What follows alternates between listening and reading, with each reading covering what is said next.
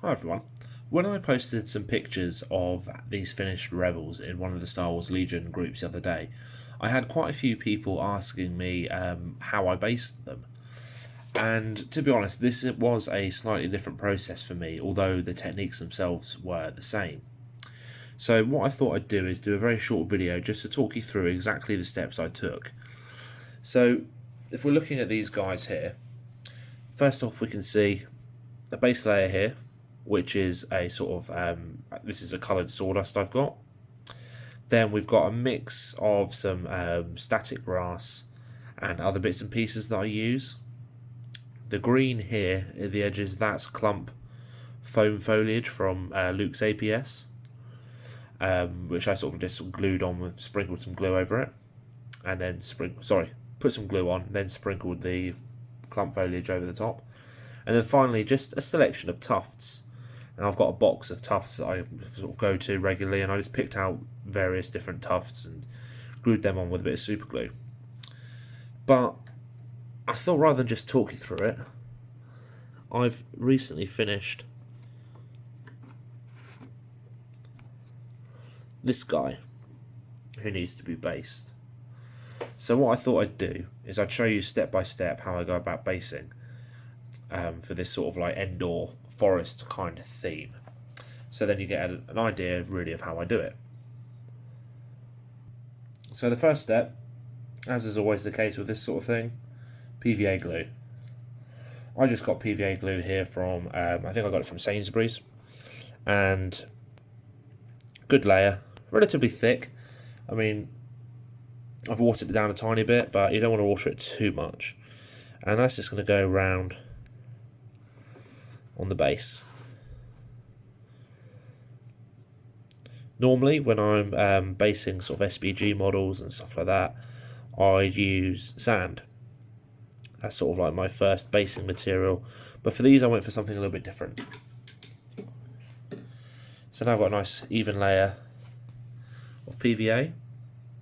I'll show you the first material I use. So what I've got in here is a sort of, I think it's just coloured sawdust, if I'm completely honest. I bought it from eBay, and it was marketed it as forest floor covering or something like that. And to be honest, it works quite well. It's quite a red colour, so I've not used it to date, but on these it looks pretty good. So I'm just going to take him, dump him in there, and just get the whole base covered. Really, I mean, sometimes you can let them sit in there. As this is sawdust, the PVA glue will soak into the sawdust. So once he's been sat in there for a couple of seconds, you can just pick him up, tap off the excess, and there. So, I mean, I can see here there's a couple of bits actually where looks like the basic material's got onto places where I don't want to, so because you can see the model's toes, you can just brush it away before it dries. Now that that's done, you want to leave it to dry for pretty much as long as you can leave it, because the next step we're going to do is going to be putting some more PVA on glue and then dipping it back into another material.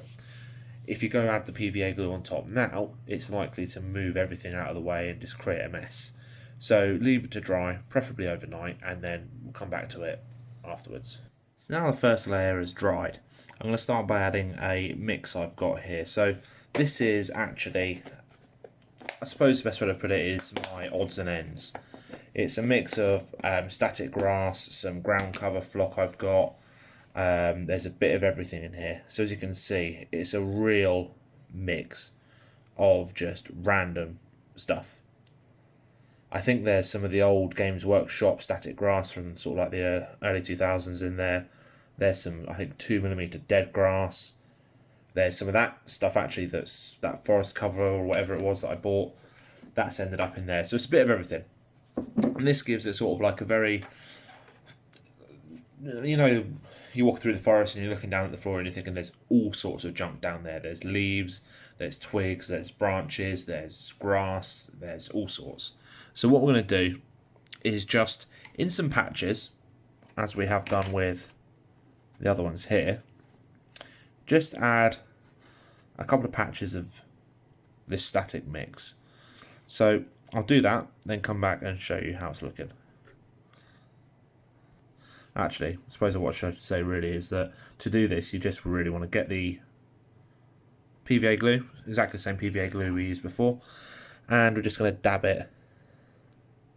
Some will move, some of the basing material underneath will move, but it's not the end of the world. In fact, I probably need a big brush. So once you've dabbed it on, and you can put it on quite thick, you just dip it straight into the mix. So then after it's been coated, shake it off a little bit. I like to run my finger around the edge of the base just to make sure there's no bits of static grass or anything hanging off the edge. And there's static grass applied. So at this point, you want to wait, give it maybe about 10 minutes. It doesn't need to be completely dry, but wait for the PVA to dry a little bit, because after that we're going to add on the next layer. So we've given that a little while to dry, probably about 10 minutes. It doesn't matter if it's completely dry, we just want to make sure it's tacky enough so that when we put the next layer on, it's not going to take all of the static flock off. Next up, what I'll be using is from Luke's APS. I think it goes by the name Geek Gaming now. So this is a foam flock. I think it's the medium green tone. And if I just show you, it's not the same as a normal sawdust flock or even a static flock. Because it's foam, it kind of clumps a bit, but you can also still sprinkle it as like a fine foam. So what we're going to do is we'll put down a couple of little patches, as we did here, and we'll just sprinkle some onto the patch we've put it on.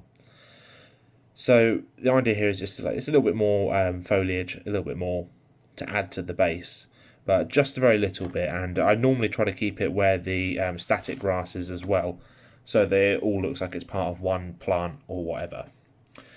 So again, same PVA glue, put PVA glue on the spot you want it on, and then sprinkle the flock on top. And there we go. What I didn't do is dip this straight in the pot as I did with the ground covering and the static grass, simply because the glue in the other layers isn't dry completely yet, so there's no point dipping it in, because you might not actually end up with it where you want it. So now that's done, that's pretty much it. The next step will be adding tufts, and I've got a selection of different tufts. I think this tuft here on this one is from Gamer's Grass. So anywhere you get tufts from, you can use. And you just add them in to add a little bit of variation to try and make the base look a little bit different. So I'll go ahead, pick out a couple of tufts, and I normally just stick them on with a dab of super glue. And once they're done, I'll come back and show you exactly how it's looking. And there you have it. I've added 2 tufts. I've added the one at the front here, which is the same as the tuft I'd use on that guy, and then just one around the back here. So with these small bases, 25mm or whatever they are, you're a bit limited as to how much you can put on there. But when you're talking about bigger things, for example, speeder bikes, the ATRT, or even the ATST, you've got a lot more room to play with. So you can add extra things like twigs, rocks, all sorts, and you can really go to town on scenic bases as long as you can still see the firing arcs. So that concludes this basing video. I hope people found it useful. Any of the products that you want, like I said, some stuff's from Geek Gaming, some stuff's from eBay. You can pretty much use what you want, and the process works in exactly the same way. So thanks for watching, and hopefully speak to you all soon. Bye.